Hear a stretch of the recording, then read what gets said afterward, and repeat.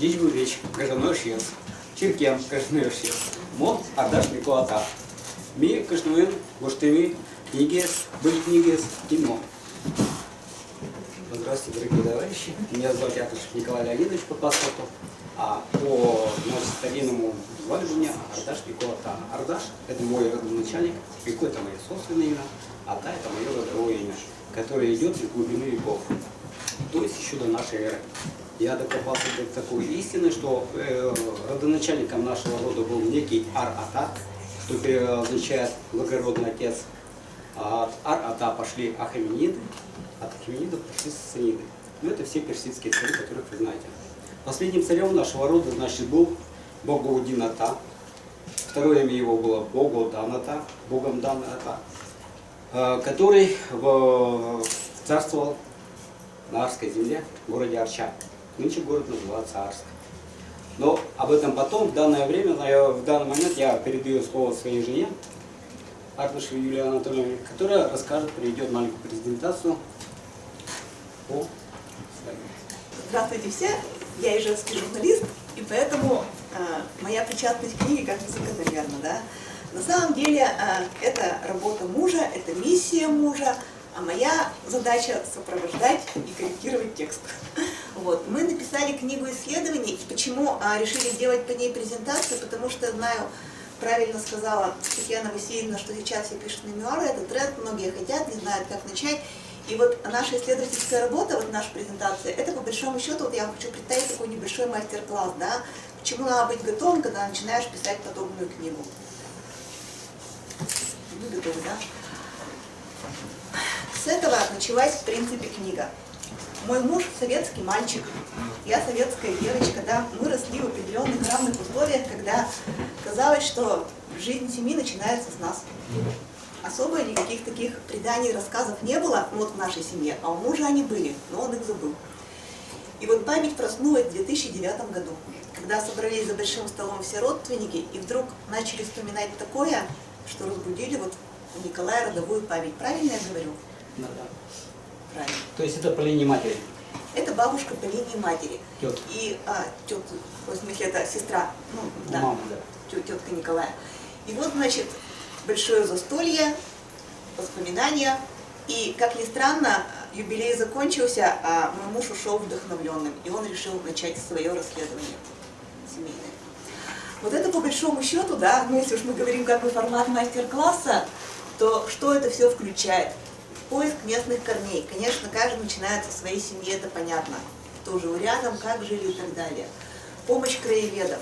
Вот нам она здесь помогла просто, ну вот, мы же люди-то такие неопытные, никогда этим не занимались, и когда мы обратились к специалисту, пошел большая поддержка и большой поток информации. Чтение книг, работа в архиве, ну это просто уж святое, да, без этого не делается большое исследование. Путешествие по стране, вот думали, что ограничимся Шубодинским районом, в конце концов уехали до Тобольска. Понимаете, куда вывела. И писательская редакторская работа – это чисто мой труд, тайный, тяжелый и никому неизвестный. Вот это к тому, что какие пошли объемы. Вот мы начали с деревень. Вот и в Шубодинском районе, и в Кировской области мы эти деревни все проехали, обошли, увидели. Потом мы корни повели родовое имя. Вот родовое имя Ата, вот я буду только о нем говорить, да, повело нас по этим городам. Всюду мы там были на своей машине. Доехали, проехали, посмотрели, зашли в музей. 25 цитируемых книг. Ну, 25 книг это те, которые, ну, от которых... Ну, бралась какая-то информация. Да. А на самом деле книг было гораздо больше. Очень много было взято именно в этой библиотеке, именно в этом отделе. Все это было прочитано. Но это вот наш реальный путь, не поленились, посчитали, да, сколько мы проехали за пределами республики, сколько уж по самой республике колесили. Это вот 3 года только было отдано самой Удмуртии и 10 лет общей работы. В принципе, книжечка-то, да, не пухнет от размеров. Но на самом деле каждая строчка, каждый абзац, он, в принципе, узнан. Ну, если еще учесть, что переписывалось постоянно. Но не придумать, да. Еще хочу сказать большое спасибо Алексею Иванову, писателю знаменитых наших книг, да, географ «Глобус» пропил, там «Часовая месседж» и так далее, «Месседж часовая». Потому что после его чтения мой муж согласился со мной, что надо рассказывать интересно, а не как... ну, не в формате реферата, а в формате все-таки доступной информации, подачи. Вот, спасибо Алексею Иванову. Так, вот за 2 года, значит, за 10 лет мы издали 2 издания. Вот такое его количество. Раритетные такие у нас получились книжечки. И на каждой работе вы видите портрет Валентина Белых. Мы его, ну, честно говоря, портрет был написан раньше, чем мы увлеклись исследованием, или нет? Нет. Раньше, да, немножко? Вот он был написан раньше, и эта работа нас во многом вдохновляла, и эта книга очень нравится прежде всего обложкой из-за портрета. И потом в книге есть герб тоже работы Валентина. Большое ему спасибо. Следующий. Ну вот. На первой книге мы хотели остановиться, да. И далее не собирались продолжать работу, какую-либо работу. Но когда встретили, точнее попадались нам новые и новые работы по книгам, исторические факты, то, соответственно, было жалко их просто выбрасывать куда-то в сторону или откладывать их у себя в голове. И мы стали выкладывать снова, значит, на новые страницы нашей книги. Ну, вообще, конечно, исследовательская работа, прежде всего, встреча с людьми. Нам вообще казалось, что когда мы писали книгу и ездили по удмуртским деревням, а потом и по кировским, у нас было ощущение, что мы бежим за клубочком и никак не можем ухватить за ниточку. Представляете, мы приезжаем, люди обычно всюду встречались заинтересованно. Всем нравилось, что мы вот занялись этой темой, что мы обратили внимание на их район, регион, деревню и в конце концов вышли на них. Мы как-то вот отказов не встречали, да, Николай? Все как-то были достаточно радушны. И все вместе с нами сожалели о том, что вот сами-то мало знают, а вот человек-то, который знает, умер. Месяц назад, год назад, то есть мы не успевали, мы бежали, и было очень горестно, потому что, ну, вот когда ты знаешь, что там, вот ты приехал на месяц раньше и получил бы на порядок больше информации, это очень, конечно, грустно. У нас вот были такие острые сожаления. И вот вы видите там старые вещи, конечно, свидетельства, да, артефакты, все эти платья, наряды, вот, и нам все показывали, рассказывали, нам как бы желали успеха на этом пути, все это было. Ну, все это всегда есть в такой работе. Посередине краевед Иванова Валентина Никаноровна, которая нам помогла во многом и продвинула нас вперед своими документами, которые у нее все еще хранятся дома. А вот это главное свидетели-старожилы. Конечно, кто-то умирал, до кого-то вы добрались, да? И вот если видите, то они совсем разные. Вот эти 2 старика, вот это герой войны однорукий, которому было уже под 80 лет, он жил абсолютно один, он умел доить корову, он, значит, ну вот полностью сам себя обслуживал, а руку он потерял на войне. А внизу вот это наши последние респонденты, которых мы встретили в Тобольске. И вот они нам сразу сказала Татьяна Васильевна, татары сидят, да, ну, значит, заметно. И действительно мы пришли в конце концов к татарам, и тоже это была отдельная интересная история. Ну, связанная с нашим родовым именем Ада. А вот это ангел-хранитель начала исследования, вот это Валентина Никаноровна Иванова, понимаете, вот так получается, что когда ты попадаешь на нужного человека, мы просто приехали в Екшербодью, и нам сказали, ой, да тут вот у нас есть краевед, стукните-ка к ней в дверь.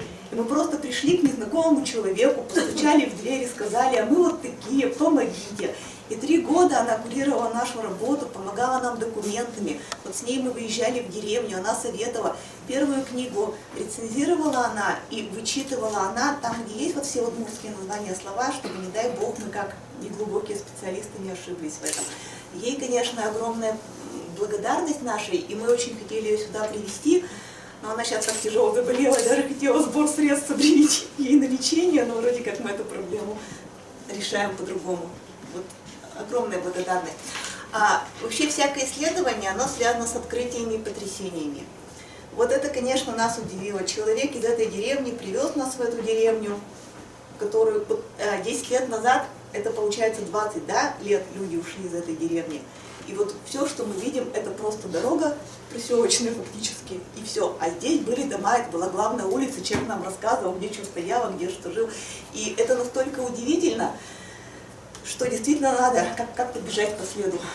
Дальше. А вот открытие и потрясение. Вот это национальная ментальность деревни. Что меня потрясло? Вот я все-таки ижевский человек, да, я выросла в городе, я фактически не знала деревню, тем более я не знала деревню национальную. И для меня самая тяжелая работа была в том, что я как бы с мужем. Понятно, что муж шел впереди, я шла сзади, за ним я шла тихо и молча, раз я не знала языка, да. Но и я не хотела спугнуть собеседникам тем, что вот я чужая, я врываюсь вот в их мир. И тем не менее, нужно было понимать этих людей. Вот нас очень много удивило. Вот, например, они вот верят в Туно Пилё, бегинов. Понимаете, мы пришли там к ним в 2009 году, да, а у них там самый знаменитый бегин умер чуть-чуть ли не в конце 90-х. Вот он работал там, лечил и так далее, да. Ну, вот просто удивительно. Сама вот эта женщина, которая нам все рассказывала, сильно, да, ведь тоже напоминает Туно Пилё, например. Ну вот как-то вот чувствуются какие-то такие моменты. То, что они друг друга вспоминают именно по родовым именам и кличкам, ну, для нас, городских людей, тоже очень странно, а для них это естественно. Вот. И особенности памяти. Вы знаете, когда получилось так, что мы не стали исследовать только вот деревню Гужмывыр, откуда как бы корни моего мужа, современные корни, да, мы пошли как-то, может быть, потому что рядом была Валентина Никаноровна Иванова, и мы пошли как-то вот по всему району пошли, да, и захватили таких замечательных людей. И вот, например, у меня тут даже свои кумиры есть, я потом о них расскажу. И вот, например, рассказывают нам про купца Бахтиярова, который пришел из Пермского края, в Викшурбоде поставил пивоваренный завод, там содержал конюшни. Конюшни, которые закончили свое существование, опять же, в 90-х годах 20 века. А открыл он их, получается, ну, как бы 100 лет назад. И до сих пор там вот это. И они так рассказывают, да, я прямо, знаете, у меня какой-то вот вообще вот сюр. Они рассказывают так, как о современнике. Вот я могу сказать, Сергей Алексеевич Жилин, да, вот у нас та-та-та-та, и начать рассказ. Они также рассказывают о купце Бахтиярове, они также рассказывают о священнике Ардышеве, они также рассказывают о старости деревни Ардышевой, который умер там уже лет 80 назад. То есть у них, они не отделяют себя вот как бы от своих вот, ну, знаменитых людей, да, они у них в памяти стоят на равных с современниками. И это, конечно, очень удивительно, очень удивительно. Было много таких моментов, которые связаны именно с национальным менталитетом. Например, если тебе подают в незнакомом доме угощение, есть или не есть? Вот в чем вопрос, да? Для меня, например, советского студента, есть обязательно, потому что мы вышли из общежития, есть и дают, чё ж не есть-то, да? Оказывается, не совсем правильно. Оказывается, это может как-то людей, ну, напрячь, ну вот все немножко совсем по-другому. И поэтому, конечно, я вот тут перед вами выступаю и говорю об расследованиях, я, конечно, молчала, просто улыбалась там и стояла, но правда ела. Следующий. А вот это мой кумир. Для меня есть два таких больших удмуртских деятеля, которых я очень чту, это Кузибай Герд, и вот это священник Александр Платонович Ардышев, священник Якшурбодинской села и церкви. Вы знаете, я была потрясена, когда вот мы стали изучать литературу о нем, и достаточно ее как-то много сохранилось, и потомки остались. Вот, кстати, вот 3 человека внизу, это его правнучка с мужем и сыном. И они сейчас ведут очень большую работу по увековечению его памяти, чтобы он был канонизирован и причислен к лику святых. Потому что этот человек, он мне импонирует тем, что, во-первых, он изначально был учителем, во-вторых, ну, по просьбе отца он все-таки стал священнослужителем. И мне импонирует тем, что он был публицист. Он печатался в Вятских ведомостях, он поднимал острые проблемы, у него прямо сердце болело, он даже стихи писал, он статьи писал. Это немножечко есть в нашей книге. Это все книги, да, на есть. Да, и он такой замечательный, вот это я к тому, что в этом все у нас есть книги, да. И он был настолько замечательный человек, и он продолжал дело своего отца. Отец был тоже очень крупный просветитель, священник Платон Ардышев. И вот за свою подвижническую работу Платон Ардышев был награжден государственными наградами там, от царя Александра III, да? А за свою просветительскую работу уже в 20 веке Александр Ардышев был расстрелян на Бутовском полигоне в 1937 году. Почему потомки-то и пытаются вот его канонизировать? То есть столько было проведено, и человек, личность потрясающая, и вот знаете, ну просто влюблена. Есть еще один человек, который ведь я не написала, это мне тоже безумно нравится, это бабушка Карианна Николая, да? Но там совсем другая история. Там история очень состоятельной, красивой удмуртской девушки, чью семью 3 раза раскулачивали настолько, что из будучи очень богатых людей, у которых были свои кони, там живность, усадьбы, мельницы, амбары, в итоге их так раскулачили, что в 60-х годах ее семья ела лебеду. То есть пока я в своем советском детстве кушала, ну там, бутерброды и так далее, да, их семья питалась лебедой. и какая прожита вот именно женская жизнь, вот история в 20 веке, это, конечно, удивительно. Пожалуйста, дальше. Еще наше было одно потрясение, оно связано уже не с личностями нашей республики и Чурбодинского района, а с путешествием. Вот это экспонаты, которые мы видели в разных музеях. Они были в Казани, в Муроме, в Тобольске, в Арске, да. Ну, в общем, понимаете, ну вот по этим штучкам, вот если их разглядеть, вы даже не поймете, что они вот совсем с разных концов земли, потому что они однотипные. Это представители как будто бы одной культуры. Понимаете, да? Это артефакты одной культуры. Они очень схожи, они перекликаются. Но вот можно много спорить, кто нарисован, какая народность, ну, национальной одежде чьей. Я думаю, что вот это вот такие моменты, которые позволяют разным исследователям тянуть одеяло на свою сторону. Потому что мы, например, читали книги татарских исследователей, и мы очень много с ними пересекаемся в точке, но каждый трактует в свою пользу. Честно, каждый трактует по-своему. И буквально вот где-то недели 2 назад был большой фильм показан, от Татарстане сделанный по телеканалу «Культура», которые тоже съездили в Болгарию. Сейчас они поднимают тему булгар, а булгары это типа родственный народ роду Ата. И вот они все по-своему. Я все неправильно говорю, да? Конечно. Все неправильно говорю. Ну ладно, в общем. Аргыны к нам родственный народ, а булгары это есть булгары. Просто булгары и аргыны часто называются татары. Поняли, как все трудно? Вот так вот. Это вам исследование. Дальше. Вот это книги, конечно, выбрали самые красивые, самые фотогеничные, да, но на самом деле это, конечно, малая часть из того, что прочитано, потому что, например, читать тяжело читать Карамзина, тяжело читать летописный свод Ивана Грозного. Ну, это вещи, через которые надо продираться. Честно скажу, я не стала. Ну, как бы, слава исследователю. Дальше. Путешествия, вот это, понимаете... Не сили грязь, где нет дорог. Было так обидно, доехали до Кировской области, тоже не близко, да? Проехали 5 метров по Кировской области, наглухо застряли. Ну вот все, вот все. Потом выезжали в такие деревни в жару. Понимаете, Кировская область это вообще такой тяжелый край. Едешь больше 100 километров, ни одной заправки, ни поесть, ни попить, ни заправиться, страшновато. Ну насчет не заправиться. Да, в те времена, когда мы ездили. Вот. Повезло, была страшная засуха, вот такие колдобины, да, но сухие. И мы по этим колдобинам, конечно, доехали до этих деревень. И получилось, что такая ситуация, эти деревни как раз образовались от того, что они были в глуши, и до них царские эти, ну кто там рекрутировал ребят в армию, не доходили, да, и это спасало население от этих армейских зачисток. Вот. А сейчас это стало работать против них. И бедненькая машина, законный такой герой, вот поэтому мы решили, что она в презентации должна быть. Ну и мы, конечно, что уж и говорить, свои водительские-то навыки отточили. А это по городам и весям. На самом деле путешествовать очень интересно. Здесь Муром, здесь Тобольск, здесь часть Казани, здесь наш любимый Гажмавыр, здесь Кировская деревня, ну не очень хорошо видно, да? Очень много красивых мест. Очень много, у нас просто море фотографий, понятное дело, из каждого путешествия. На это все интересно смотреть. Очень интересно общаться с людьми, очень горестно, потому что, вот, например, мы в Сибирь съездили, ну прям, вот, знаете, как будто вот сам в кандалах прошел. То есть вот такое ощущение, они сохраняют вот в своих музеях, они сохраняют вот дух того времени, той эпохи. Вот, например, в тюрьме у них есть такая интересная штука. С одной стороны, в этой тюрьме есть молельная комната для каждого народа. Ну, типа мечети, православные, для евреев, что-то еще там штук 5 у них. И каждый типа имел право, вот, будучи заключенным, молиться, да.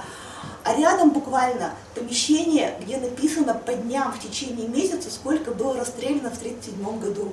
2 человека, 25 человек, 300 человек, 100 человек, 5 человек. И вы знаете, ну вот такие вещи, они, конечно, даром не проходят, это все переворачивает душу. И путешествуйте. Дальше.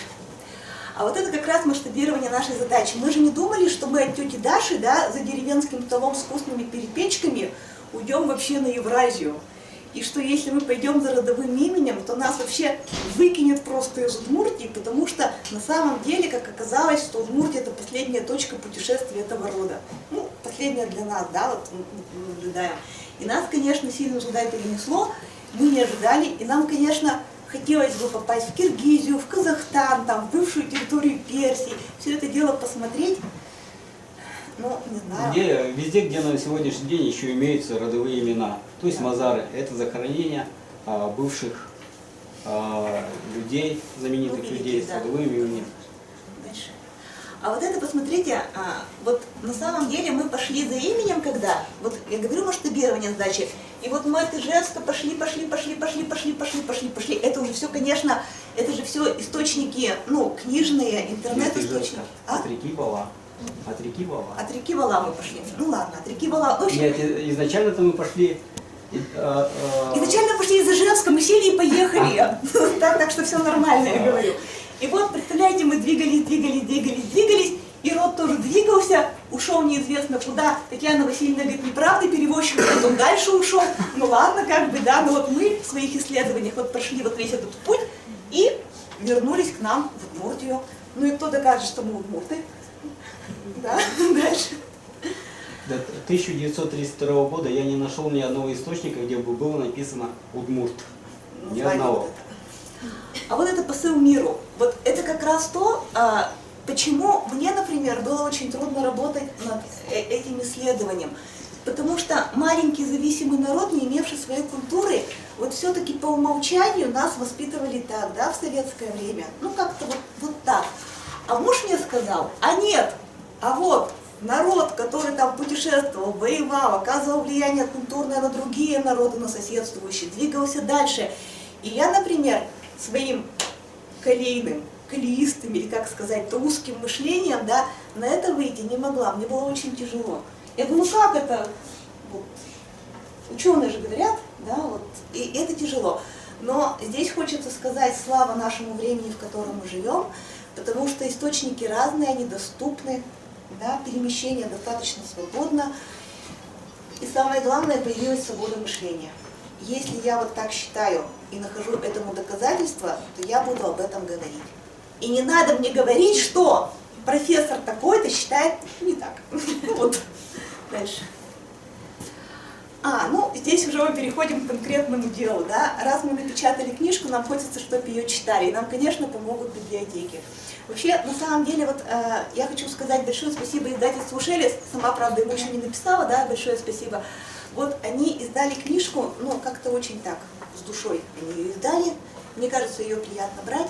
Вот, и нам вот в распространении, конечно, помогает наша золотая национальная библиотека, и нас поддержала и муниципальная библиотека Некрасова. Муниципальная библиотека Некрасова даже купила у нас 10 штук. Нам очень приятно. Дальше. А вот это наш автограф. Кто у нас книжку не купит, автограф все равно может получить. Потому что мы всех призываем жить с уважением к своим предкам. Вот вы сейчас заполняли эти листочки, да? В принципе, это уважение. Вот если вы помните, это уважение. Мы призываем вас жить с вниманием к своим современникам. Потому что вот тех людей, которые мы встретили на своем пути, очень много интересных, очень много действительно значимых, при всем при том, что они тихие маленькие люди. Маленький человек, классика русской литературы, да, а посмотришь на него-то вот так вот через микроскопом, как, например, на эту Корианна, как, например, других гажмугорских жителей, которые вот наши практически современники, все совсем по-другому. Ну и самое главное, это с любовью к своей земле. К своей истории. К своей истории, да. Потому что без этого, ну, в принципе, ничего не бывает. И поэтому, если... Знаете, сейчас, мне кажется, еще наше время, оно отличается тем, что нам не жалко делиться информацией. Вот если мы, например, это знаем, если мы, например, примерно можем посоветовать, куда идти и как идти, мы обязательно это сделаем и посоветуем. Мы не сидим на своих знаниях, да, как на сундуке с большим замком. Вот, они должны быть. И если, например, одна из задач нашей книги, понимаете, вот дело в том, что тема спорная. Во-первых, не все принадлежат к этому народу. Во-вторых, не все согласятся с нашими трактовками. В-третьих, например, может, кто-то там вообще ничего не увлекается. Но мы хотим эту книжку адресовать прежде всего в школы, студентам, потому что нам очень важен такой момент, что читайте, интересуйтесь, пусть эта книга будет толчковой, может, вы захотите что-то узнать больше, может, вы захотите начать подобную работу. Мне очень понравилось пожелание моей подруги и коллеги, которая сказала: «Юля, а твои-то корни». Понимаете, а твои-то корни. А у меня прадедушка грек, она мне пишет: так надо по Средиземноморью проводить исследования. Так мне, конечно, понравилось, но вот понимаете. Дайте денег. Да, вот единственный вопрос, конечно, тормозит, это, конечно, ну да, деньги и время, потому что это же все свободное от работы время. Язык. Ну, язык, да. Надо учить английский, чтобы с казахами разговаривать про ротата на английском языке. Спасибо большое. Ну, если бы не было встречи, в принципе, вот с тетушкой Дашей, тетей Дашей, то, наверное, я бы тоже не вспомнил той информации, той истории, которую мне рассказал когда-то отец, когда мне было, в 4 классе я учился. Отец до этого встречался еще и с потомками князя Явуша, которые жили также на нашей улице, первая Подъездная, в Большой Волге. Вот. И он, придя оттуда, с гостей, с чаепития, пропал на целый день, пришел и стал рассказывать историю, которую и сам вспомнил ранее о том, что ему рассказывали, значит, предки, дедушки, бабушки, ну, родители, будем говорить, его. Вот. И рассказал мне о том, что наши предки огнепоклонники, что мы прибыли со Средней Азии, где протекают две реки, которые впадают в одно море. Но вспомнить он не мог название этих рек, этого моря. А мы в 4 классе как раз проходили географию. И я сказал ему, Сырдарья, Мурдарья впадают в Аральское море. Говорит, молодец, сынок. Вот это надо тебе все передать своим детям. Чтобы это все как бы шло из уста в уста. А когда появилась у нас возможность это все вспомнить до конца, а до конца я вспомнил только вот буквально недавно всю информацию, это очень тяжело, видимо, давалось. Где-то там под коркой все-таки это шевелилось. А когда появилась вся эта информация, естественно, было уже легче шагать вперед, искать свои корни. Любой другой, который не имеет, не владеет этой информацией, конечно, этого не напишет, не соберет. А нужно все-таки отталкиваться от информации своих предков. И мне больше всего еще повезло, что у меня есть родовое имя. Родовое имя Ата. Но вот здесь вот сидящих, наверное, ни у кого нет, никто, наверное, этого и не помнит. Валентина Белых, наверное, да, есть. Да, действительно. Многие спрашивают, откуда появилось название Кинмон, кто я. Отвечу на этот вопрос. В Советском Союзе нас называют удмуртами с 1932 года, благодаря первому секретарю обкома партии Наговицыну. А русские и остальные народы нас называют ватиками. Бабушка меня называла, когда я был маленький и бегал, бусурманином. Я ее спрашивал, что значит бусурманин? А вот там такой-то народ живет на севере, звать их бесельмян, бесельмяне. Я говорю, ну хорошо, бесельмяне, а кто такие, откуда они? А почему, говорю, вообще бусурманин называют? Она мне говорит, бусурмане, бесельмяне над нами сильно издевались в свою бытность. Но это приходит с поколения в поколение, видимо, информация такая стоит у них. Поэтому мы их ненавидели, не любили. Далее, значит, отец меня, значит, приглашает, ну вот, когда начинает рассказывать и говорит о том, что мы согди или сугди. Я тоже начинаю рыться, искать, нахожу. Опаленный, очищенный огнем. И получается, кто же мы? Мурты, бесельмяне, ватики или согди, сагдийцы. И отсюда появляется вопрос, кто я на самом деле? И вот и начинается вот этот процесс гуляния по информации.